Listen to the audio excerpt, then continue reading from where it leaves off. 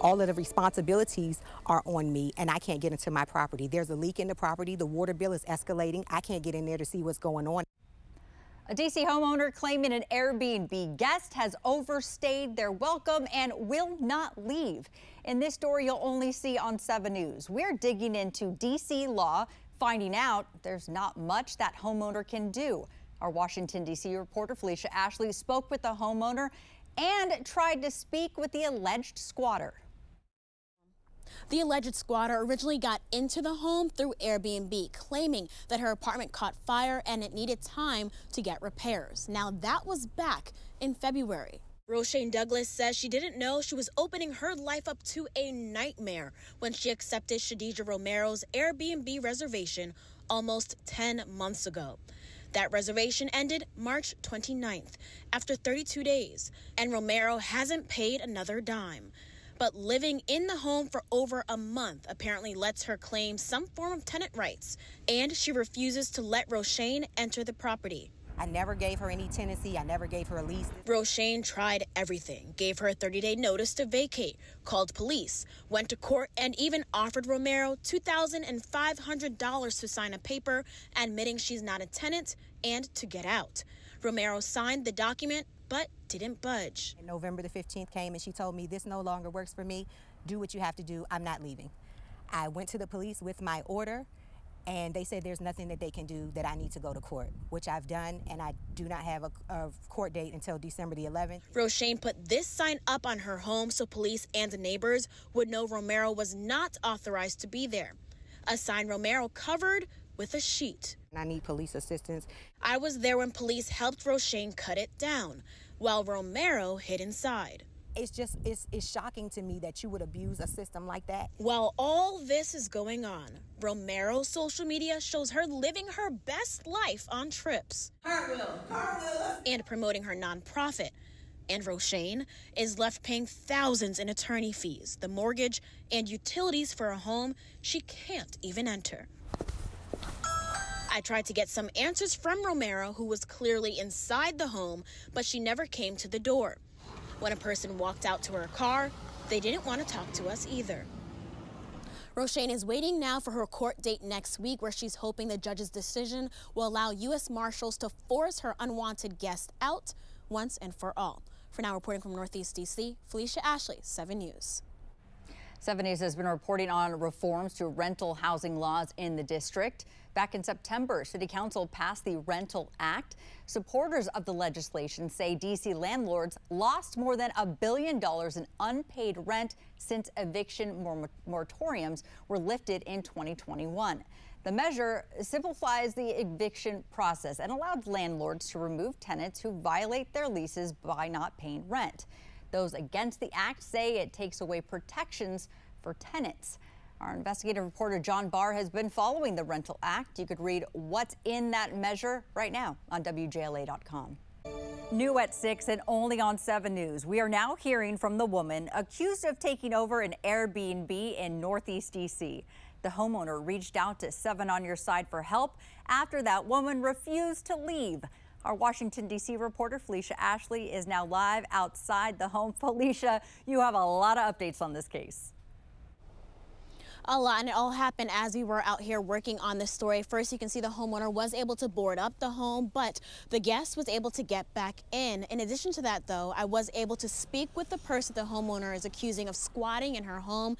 She stopped us as we were outside doing the story and invited us in. The police allowed her to hire a locksmith and break in. She gave them no documents. She gave them no court orders. She gave them no lease. She just came and said, I'm locked out. This is taking me somewhere where I'm not trying to be. I'm trying to stay on the right, but for somebody to just take and do, everybody has a breaking point. I went back to the property today and saw child services show up because Shadija brought her daughter into the home while there was no power or electricity inside. Police also showed up because the homeowner's truck went missing after Shadija got back in the house. And when Shadija cracked the door open to get a package, I saw what appears to be a candles and essential oils business inside. This is unbelievable. That led to a virtual emergency hearing today. In court, it was revealed that Shadija tried to push Rochanne off a ladder, took the utilities out of the homeowner's name and put it in her daughter's name, tampered with cameras, requested that Rochanne pay her back for the food lost when the power was turned off. Oh, and she asked the judge if she could question Rochanne as a hostile witness. I was with Rochanne as she attended the hearing from her car outside the home. And the sad part is, I feel sorry for her. I really do. But your problem is, I can't help you. But I do truly feel sorry for her and her child and all of this. And I have a big heart, and this is the outcome of me having a big heart. But I really hope somebody can help her, but you can't do it at my expense. I don't have it. If the judge doesn't give me some release, I'm gonna lose my property because I can't pay $4,000 a month and my other bills and my responsibilities like this. And there's no recourse for me. Just moments ago, as we were working on this live shot and this report, Shadija came up to our car and said that we could finally speak to her. This is what she had to say, or part of what she had to say during our 15-minute conversation. She said that we didn't have a lease, which we do not have a lease in place, but we did have an agreement for me to stay at the property beyond the initial Airbnb time frame. So she has been back to the property almost every day. They installed signs. Now, coming up what happened today is that there was an emergency hearing because of everything that unfolded. In that hearing, the judge did tell Rochanne she has to turn back on the electricity. Now, there is another hearing next week where the judge will decide whether Shadija can stay or if she has to go. Now, reporting live from Northeast DC, Felicia Ashley, 7 News. And Felicia will have more on this story online, WJLA.com. What a story. All right, Tom. Well, only on 7 News. It's a bizarre dispute between two women involving an Airbnb property in the district. The owner claims a squatter is refusing to leave and locked her out. We spoke with the owner on Wednesday. All of the responsibilities are on me, and I can't get into my property. There's a leak in the property. The water bill is escalating. I can't get in there to see what's going on. Our Felicia Ashley also spoke with the alleged squatter. Felicia is now joining us live. Felicia, this story just unravels to get more and more interesting. What can you tell us about what the alleged squatter has to say? Right, well, I spoke with her and she maintains the fact that she says she is a tenant, and she says after her 30-day Airbnb stay got extended, she says she fell in hard times, some unfortunate situations, said she lost a lot of money, and that's why she couldn't leave at the set date that she had with the homeowners. I sat down with an emotional Shadija Romero inside Rochanne Douglas's home. Did you book the Airbnb with the intention of staying? No, I did not book the Airbnb with the intent of staying.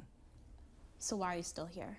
Because after the repairs were done, the place still smelled like fire and there was water damage. So the water damage was more substantial than the fire damage. You didn't go back to your apartment because it still smelled like smoke.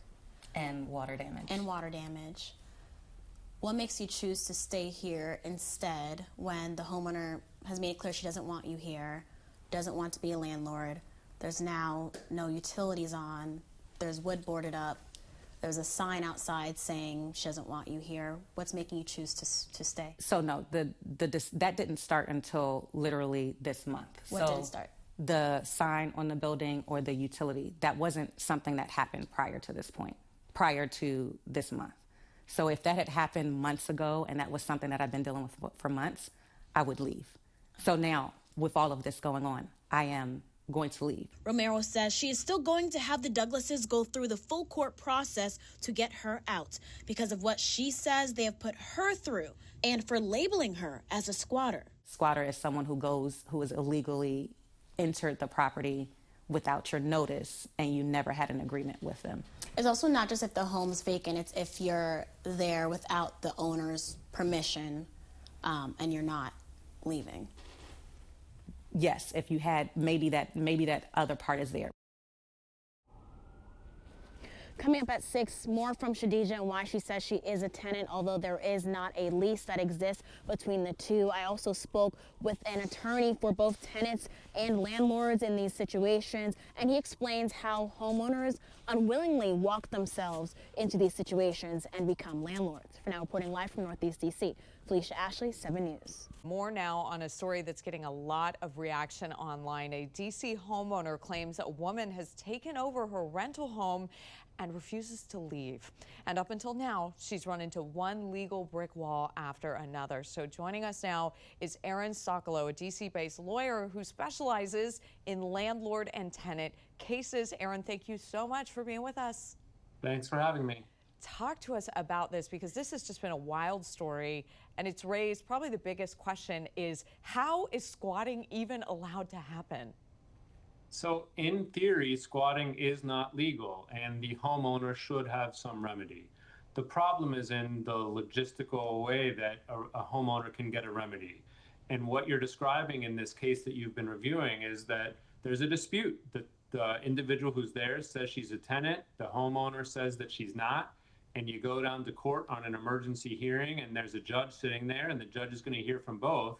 But the district is so pro-tenant and so fearful that there will be a wrongful eviction or a self-help eviction where the owner changes locks or turns off utilities or does something to cause occupant to leave without court order, that the judge is going to err on the side of caution. And if the occupant can show something that leads the court to say that there's a possibility that she's allowed to stay there, the court could grant the occupant's request at an injunction and mandate that the owner keeps her there until she gets awarded a proper eviction.